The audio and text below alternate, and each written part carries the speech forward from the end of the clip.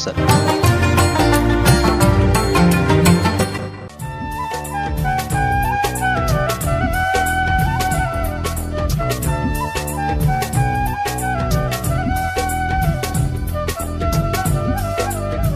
बिस्मिल्लाहिर्रहमानिर्रहीम। अस्सलाम वालेकुम मोअज़्ज़ज़ सामीन। Pakistan agriculture research council Islamabad के स्टूडियो से मसूद मल्ली तमाम सुनने वालों की खिदमत में सलाम पेश करता है। सलाम कबूल फरमाइए। और हमारी जो कड़ी चल रही है वो है रेशम के कीड़े पालना या रेशम साजी। इस सिलसिले में आज हमने अपने प्रोग्राम में जिस मौजू का चुनाव किया है वो है रेशम के कीड़ों की बीमारियां और दुश्मन कीड़े। और इस सिलसिले में गुफ्तगू करने के लिए हमने अपने स्टूडियोज में दावत दी है जनाब डॉक्टर अशरफ साहबजादा को, बेस्ट एग्री साइंटिस्ट ईयर 2005 और आपकी हर दिल अजीज शख्सियत, मेरा ख्याल है कि ज़राअत के हवाले से एक जाना माना पहचाना नाम। अस्सलाम वालेकुम डॉक्टर साहब। वालेकुम सलाम। डॉक्टर साहब, हमारा रेशम साजी के हवाले से प्रोग्राम चल रहा है। आज हम आपसे बात करेंगे रेशम के कीड़ों की बीमारियां और दुश्मन कीड़े जी, इस हवाले से। लेकिन उससे पहले प्रोग्राम के आगाज में मैं चाहूंगा कि हमारे जो सुनने वाले हैं उनके लिए हम अपना हेल्पलाइन प्रोमो पेश करें।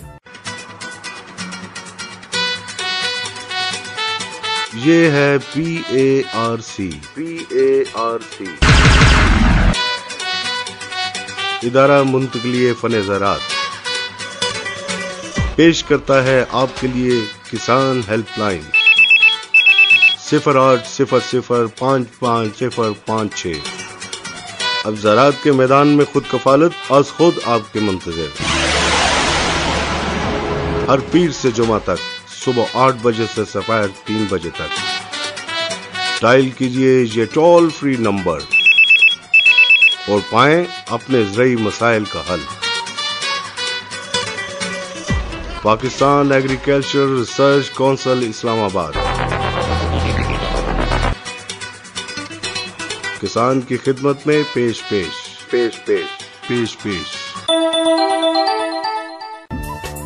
जी, आपने हमारा हेल्पलाइन प्रोमो सुना। एक दफा फिर प्रोग्राम में वापस आते हैं और अपने मौजू की जानिब बढ़ते हैं। जी डॉक्टर साहब, निशानदेही करेंगे रेशम के कीड़ों की बीमारियां और दुश्मन कीड़े हैं जो उनकी।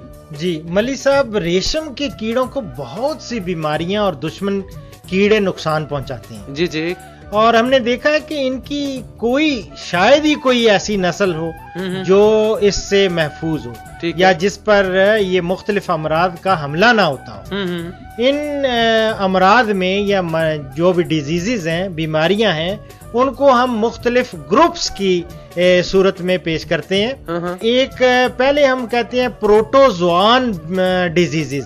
अच्छा, यानी प्रोटोजोआ के साथ जो डिजीजेज होती हैं वो बीमारियां, उनका जिक्र करते हैं। और ये बीमारी खास तौर पे जो प्रोटोजोआ की बीमारी होती है ये एक मुतद्दी बीमारी है। और इसमें हमने देखा है कि बीमार रेशम का कीड़ा है उसके जिस्म पर काली मिर्च के दानों की तरह स्याह दाग पड़ जाते हैं। सही। लेकिन इसका और भी परवाने भी इसकी लपेट में आते हैं। और इसके लिए मैं आपको ये बताऊं कि इसके कंट्रोल के लिए हम अमूमन 800 मिलीलीटर से 2% फार्मलिन महलूल तकरीबन 9 स्क्वायर मीटर, इसके अलावा 250 मिलीलीटर महलूल ये हम छिड़काव करते हैं। और जरासीम कुश महलूल के छिड़काव के बाद अफजाइशी कमरों को एक दिन मुकम्मल तौर पर बंद करना चाहिए। फिर एक दिन के लिए कमरों को खोल दें और पानी का छिड़काव करें या धो दें ताकि फार्मलिन की बू जाती रहे और सफाई भी हो जाए। लेकिन हमने देखा कि रेशम के कीड़े की चंद ऐसी अकसाम हैं जिनमें इस बीमारी की कुव्वत मुदाफियत पाई जाती है।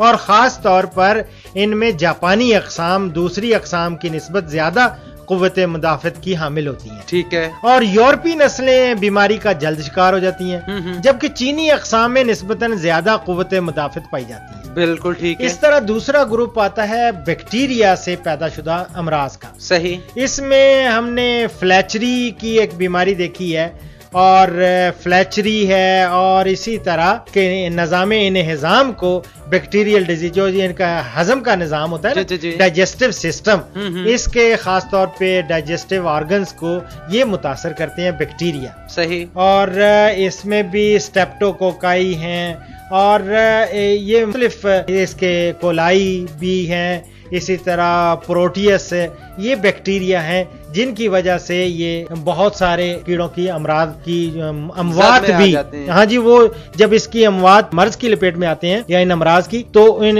لا محالہ یہ منتج ہوتے ہیں موت پہ اور ان کی اموات واقع ہوتی ہیں۔ اسی طرح سیپٹسیمیا بھی مرض اس میں پایا گیا ہے۔ اس میں کچھ بیکٹیریا یا لاروں کے خون میں داخل ہو کر نشو و نما پانے لگتے ہیں یہ صحیح۔ ان میں اسٹریپٹوکوکائی ہے، اس طرح اسٹریفلو کوکی وغیرہ ہیں، یہ شامل ہے۔ ان کا حملہ جلد میں زخم ہو جانے کی صورت میں ہوتا ہے، اور پیوپا اور پروانہ جو خوراک نہیں کھاتے وہ بھی اس کا شکار ہو جاتے ہیں۔ صحیح۔ اور یہ خاصا جان لیوا مرض ہے۔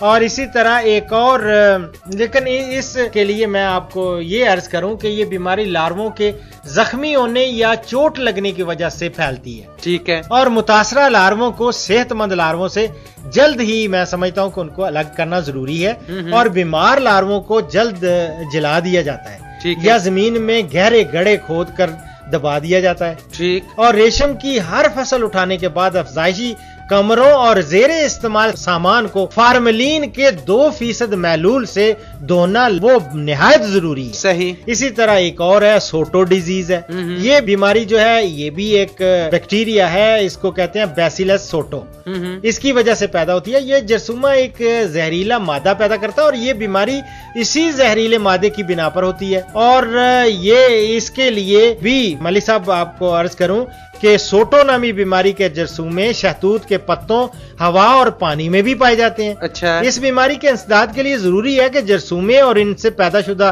زہر آلود مادے لاروے نہ کھائیں، اور متاثرہ لارووں کو صحت مند لارووں سے الگ کر کے ختم کر دینا ضروری ہے۔ ٹھیک ہے۔ اور دوسری افزائش سے پہلے پرورش خانے اور پرورش کا دوسرا سامان جراثیم سے اچھی طرح پاک کر لینا چاہیے۔ بالکل ٹھیک ہے۔ اسی طرح ایک اور بیماری ہے، اس کو کوٹ کا نام دیا جاتا ہے۔ اس بیماری کو یورپ میں ہم نے دیکھا ہے، یورپ میں کوٹ نہیں، عدالت ہوتی ہے، اس کا نام ہی کوٹ ہے۔ اچھا۔ کوٹ، اور پاکستان میں اس کو لیکن رنجی کہتے ہیں، رنجی پاکستان میں کہتے ہیں، اور یہ ایک جرثومہ ہوتا ہے یا بیکٹیریا ہے، یہ بیسیلس پروٹیجیوسس یہ اس سے پیدا ہوتی ہے، اور یہ جرثومے متحرک ہوتے ہیں اور ریشم کے کیڑوں میں مہلک بیماری پیدا کرتے ہیں۔ ٹھیک ہے۔ جب لاروے پیوپے بننے کے قریب ہوں تو اس بیماری سے اموات کی شرح بڑھ جاتی ہے۔ صحیح۔ اور ملک صاحب یہ بھی دیکھا کہ متاثرہ لارووں اور پیوپوں کا رنگ مرنے کے وقت یا مرنے کے بعد سرخ ہو جاتا ہے۔ اچھا۔ بیمار لاروے نرم پڑ جاتے ہیں، اور عموماً لاروے اور پیوپے اس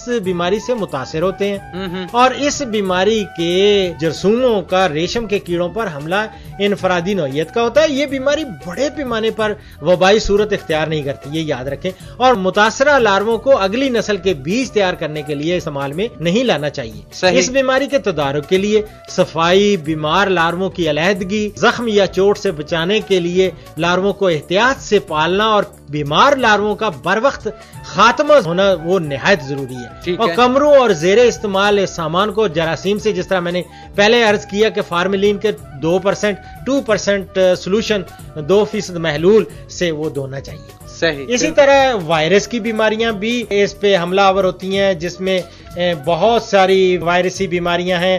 اس میں گراسری ہے، اور گراسری کے علاوہ اور بھی بیماریاں ہیں۔ فیزیولوجیکل ڈس آرڈرز بھی کافی آ جاتے ہیں۔ فیزیولوجیکل ڈس آرڈرز میں ہم نے دیکھا جس میں عضویاتی خلل پڑتا ہے اور وہ بیماری کا باعث بنتا ہے۔ متاثرہ لارووں کو اس ضمن میں پرورش کے دوران صفائی، ہم نے دیکھا ہے صفائی، بہتر پتوں کا استعمال، مناسب جگہ، ہوا کی آمد و رفت، متاثرہ لارووں کو بر وقت علیحدہ کرنے سے اس بیماری کی روک تھام کی جا سکتی ہے۔ یہ خاص طور پہ وائرسی بیماریوں کا کنٹرول کے لیے یہ ضروری ہے، اور جس طرح میں نے پہلے عرض کیا کہ سارے سامان کو 2% محلول فارملین کا اس سے ضرور ڈس انفیکٹ کر لینا نہایت ضروری ہے۔ یہ اسی طرح انفیکشیس ڈیزیزز ہیں، گاٹین ہے، ان کے علاوہ کچھ فنگل ڈیزیزز بھی ہیں، یہ پھپھوندی سے یا سماروگی امراض ان کو ہم کہتے ہیں، وہ بھی اس پہ تنگ کرتی ہیں۔ اور لیکن جو فنگس کی بیماریاں ہیں ان کی روک تھام کے لیے کیڑے کی افزائش کے دوران اور 2 نسلوں کی درمیانی مدت میں مختلف احتیاطی تدابیر اختیار کی جاتی ہیں، اور پہلے مرحلہ میں متاثرہ لارووں کی علیحدگی اور ان کی تلفی شامل ہے۔